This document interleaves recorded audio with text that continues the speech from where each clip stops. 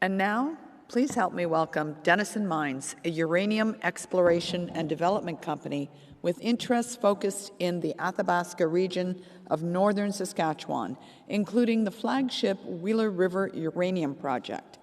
Denison's overall exploration portfolio includes further interests in properties covering approximately 297,000 hectares in the Athabasca region. Please welcome McDonald, Executive Vice President and CFO. Hey, Mac. Thank you.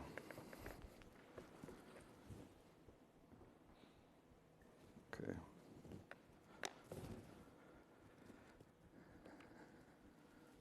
All right. Good afternoon, everyone. On the last afternoon of the conference, I'm McDonald, EVP and CFO of Denison Mines. Thank you very much for that introduction. So Denison Mines, we're an advanced uranium exploration and development company with all of our assets based in the Athabasca Basin of northern Saskatchewan in Canada. Our stock is listed on the NYSE American under the ticker DNN and also on the TSX under the ticker DML. So this presentation, of course, contains forward-looking information, technical disclosures. So please refer to this slide for cautionary statements and information on our technical reports. Okay, moving on straight to Denison's assets. So Denison has a uniquely diversified asset base with superior development leverage to the current and the emerging uranium cycles. Our flagship asset is our 95% interest in the Wheeler River project. It's the highest grade undeveloped uranium project in the infrastructure-rich eastern side of the basin. Our current focus at Wheeler is completing the environmental assessment. We're also in the process of working on the feasibility study with our lead author, Wood. The aim of all of this work is advancing the project to a point of a definitive development decision, and the aim is to build the next uranium mine in Canada. Secondly, our second asset there is a strategic 22.5% interest in the McClean Lake mill. So MLJV, or McClean Lake, we own that together with the French nuclear giant, Orano.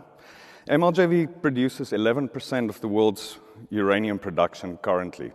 It produces that through a toll milling feed that it receives from the Cigar Lake mine, which is operated by Cameco. Importantly, that mill has an excess 6 million pounds per year licensed capacity. And it's particularly well suited for some of Denison's assets, including the Griffin deposit at Wheeler River, THT deposit at Waterbury, and some of the other assets that we own with Orano in the area, like McClean Lake deposits and the Midwest deposit. So if we look at a representative cost curve of where Denison's development assets fits in with some of the lowest all-in cost uranium mining assets in the world. So this slide is prepared by UXC, and we've slotted in Denison's projects in there, and they're marked in green. So starting from the left, we have the Wheeler River Phoenix deposit. It competes with the world's lowest all-in cost assets, including some of the Kazakhstan ISR projects. Wheeler River Griffin deposit follows that one. It's positioned amongst the world's largest, highest grade mines, including Olympic Dam, McArthur River, and Cigar Lake. Our vision is for Phoenix to lead the way for Denison to become a competitive intermediate producer during the second half of the decade. So since 2020, investor interest in the role that nuclear energy and uranium can play in the clean energy transition has increased, and it's increased significantly. And Denison has transformed its balance sheet during that time.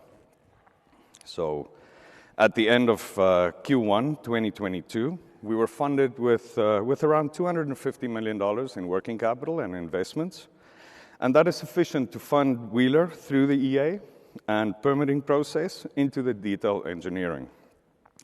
We also have the potential to be funded into the initial capex of the Wheeler River project through our uranium holdings of 2.5 million pounds of U3O8.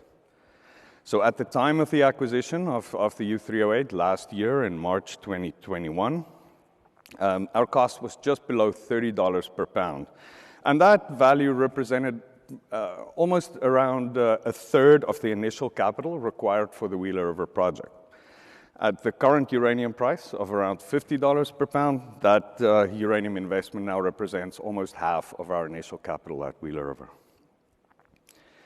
We're committed to hold that uranium for the long term and either to use that as collateral or in support of a financing package to build Wheeler. Denison also has a large exploration land position in the Athabasca Basin. Majority of our properties are situated on the eastern side, infrastructure-rich part of the basin.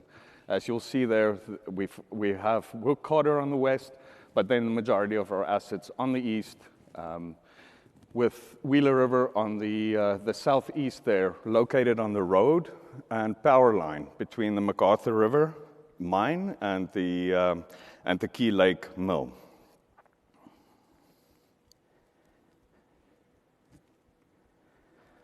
Okay, so in 2018, we completed a PFS for Wheeler River.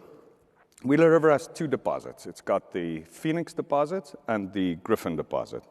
So the PFS evaluates Phoenix as the first in situ or ISR recovery mine in the Athabasca Basin.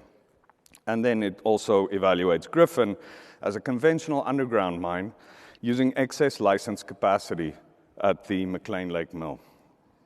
Taken together, Wheeler has a potential mine life of 14 years, probable reserves just under 110 million pounds U3O8, and importantly, with initial capex of only around $320 million Canadian. So as a result of the PFS, Phoenix emerged as potentially one of the lowest cost uranium development projects in the world. So with Phoenix, we are combining the lowest cost mining method in the world, which is ISR, with the highest grade undeveloped uranium project in the world. Phoenix averages just over 19% on average grade. And the PFS delivered impressive results. We had cash cost of $3.33 US, all-in cost below $9 a pound. And that all-in cost is fully loaded. It's initial capital, sustaining capital, cash cost, and closure costs as well. And the PFS calls for planned production for Phoenix of 6 million pounds a year for a 10-year mine life. The Griffin deposit is situated approximately 33 kilometers west of Phoenix. Griffin it's located in competent basement rock, unlike the Phoenix deposit, which is hosted in sandstone. And Griffin is in the basement rock underneath the Athabasca Basin sandstone, so it's ideal for conventional underground mining. And Griffin in the PFS is designed to use the Wheeler site infrastructure, which will be constructed as part of the Phoenix operations, which is scheduled to be built first, and also the potential excess processing capacity at the McLean Lake mill. Combining these two keeps the estimated capital cost low, especially compared to other greenfield operations in the region. Griffin has the potential to add 7.6 million pounds per year over a 6.5-year mine life at a highly competitive cash cost under $12 per pound and an all-in cost of $23 per pound. And that $23 is safely within that bottom quartile of the global cost curve that UxC has issued. So with the encouraging results of the PFS, we spent the last 3 years focusing on permitting and technical de-risking of the Phoenix ISR project as the first phase of our staged development plan for Wheeler River.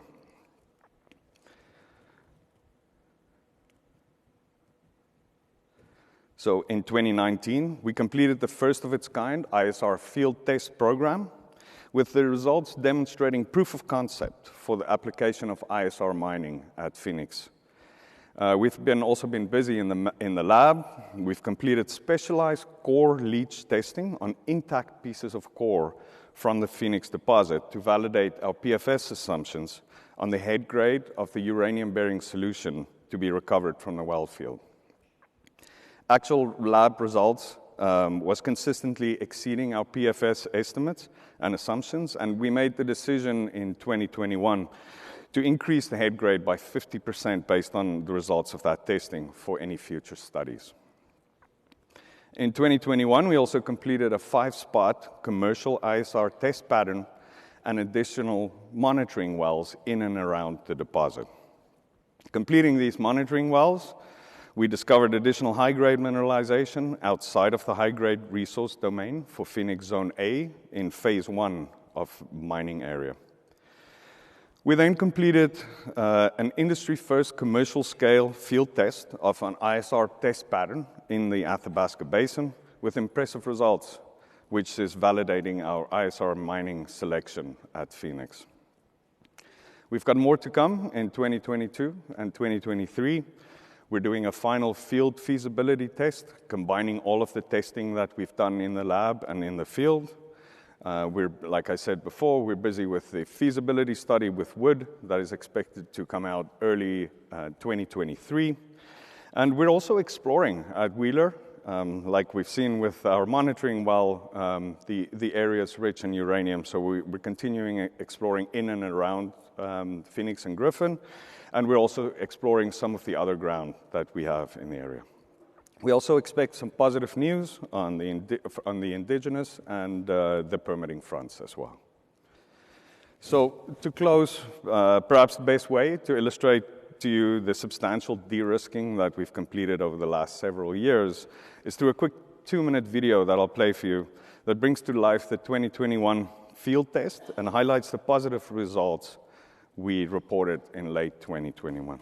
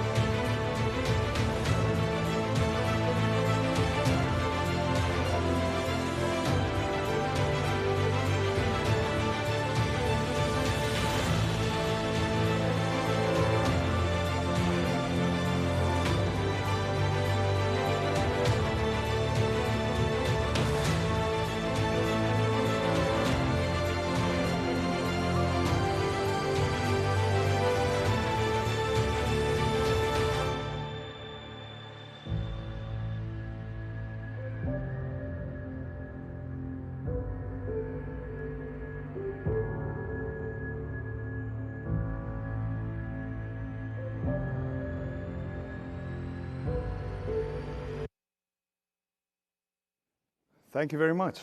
I'm happy to take any questions you have.